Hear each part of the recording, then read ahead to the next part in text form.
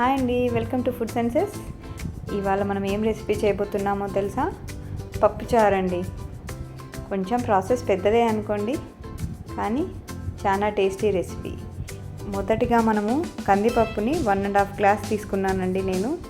మంచినీళ్ళల్లో మనం బాగా వాష్ చేసేసి కుక్కర్లో ఒక 3 విజిల్స్ కానీ 4 విజిల్స్ కానీ వచ్చేంత వరకు స్టవ్ వెలిగించుకొని పెట్టుకోవాలండి.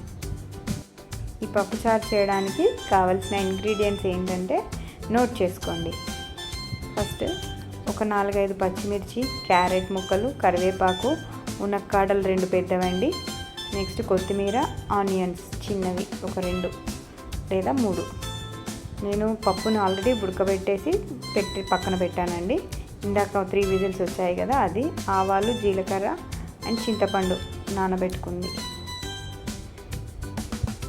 ఫస్ట్ నేను స్టవ్ వెలిగించుకొని కుక్కర్ పెట్టుకోవాలండి. కుక్కర్లో కొద్దిగా వాటర్ వేసేసి దాంట్లో మనము ఇందాక 2-3 క్యారెట్, చిన్న సైజు అయితే 3 క్యారెట్స్ తీసుకోండి. మీడియం సైజు అయితే 2 క్యారెట్స్ సరిపోతుందండి.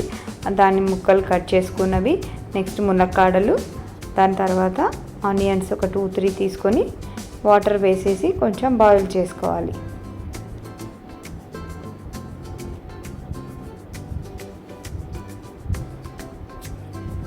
నేను కొద్దిగా సాల్ట్ కూడా వేసానండి, వీడియోలో స్కిప్ అయింది. ఇది 1 విజిల్ వస్తే సరిపోతుందండి.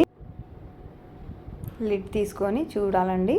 చూడండి, పీసెస్ మంచి మీడియంగా కుక్ అయ్యాయి. మరీ ఎక్కువ కాకుండా మరీ తక్కువ కాకుండా మీడియంలో కుక్ అయ్యాయి. అందుకే 1 విజిల్ ఉంచాలండి, అంతకన్నా ఎక్కువ ఉంచొద్దు, తక్కువ ఉంచొద్దు. నెక్స్ట్ మనం ఆయిల్ వేసుకొని జీలకర్ర వేసుకొని నెక్స్ట్ ఆవాలు వేసుకోవాలి. తర్వాత పచ్చిమిర్చి కట్ చేసి పెట్టుకున్నవి ఉన్నాయి కదండి, వాటిని వేసేసి మంచిగా కలుపుకోవాలి. కరివేపాకు కూడా వేసానండి నేను. వేసి బాగా కలపాలి, అంతా మిక్స్ అయ్యేలాగా.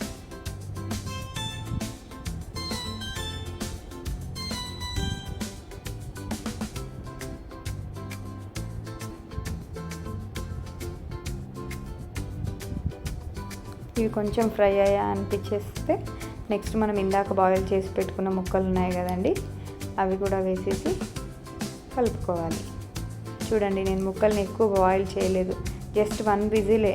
ఇంకా కొందరైతే 1 విజిల్ కూడా రానియరండి, వచ్చేప్పుడే స్టవ్ ఆఫ్ చేసేసుకోవాలి. సో మనకు ఎక్కువ కుక్ అవ్వవు పీసెస్ అండ్ సాఫ్ట్గా ఉంటాయి లోపల.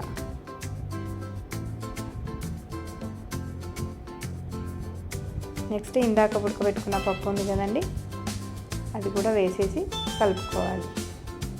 చింతపండు జ్యూస్ తీసి పెట్టుకున్నానండి, అది కూడా వేసేసి కలుపుకోవాలి. మొత్తం మిక్స్ చేసుకోవాలి బాగా. అల్లం వెల్లుల్లి పేస్ట్, పసుపు కొద్దిగా అండి, 1/2 టీ స్పూన్ అనుకోండి, అంత సరిపోతుంది. వేసి బాగా కలుపుకోవాలి, అంతా మిక్స్ చేసుకోవాలి. మన పప్పుచారు కొద్దిగా చిక్కగా ఇష్టంగా ఉంటే కొంచెం వాటర్ తక్కువ వేసుకోవాలండి. సాల్ట్ కూడా వేసానండి నేను. ఇందాక ముక్కలకు సరిపోయేంత సాల్ట్ దాంట్లో వేసాను, మిగిలింది ఈ పప్పుచారులోకి సరిపడేంత మళ్ళీ వేయాలండి. కొద్దిగా చూసి వేసుకోవాలి. టేస్ట్ కూడా చూడొచ్చండి, మధ్యలో ఒకసారి తక్కువ అనిపిస్తే మళ్ళీ వేసి, కానీ ఎక్కువ అయితే తినలేము కదండి, అందుకే చూసి వేసుకోండి సాల్ట్. కొందరికి పలసగా ఇష్టం, సో పలసగా అయితే కొంచెం వాటర్ ఎక్కువ వేయండి. కొందరికి చిక్కగా ఇష్టం కదా, చిక్కగా కావాలనుకుంటే వాటర్ తక్కువ వేయండి. బాగా మరిగించాలండి. పప్పుచారు ఎంత మరిగితే అంత టేస్ట్గా ఉంటుంది అండ్ ముక్కలకు కూడా బాగా పుల్లదనం పడుతుందండి, అందుకే బాగా మరిగించాలి. మనం స్టవ్ ఆఫ్ చేసుకునే ముందు కొత్తిమీర వేసేసి ఇంకొక 2 మినిట్స్ మరిగించాలి.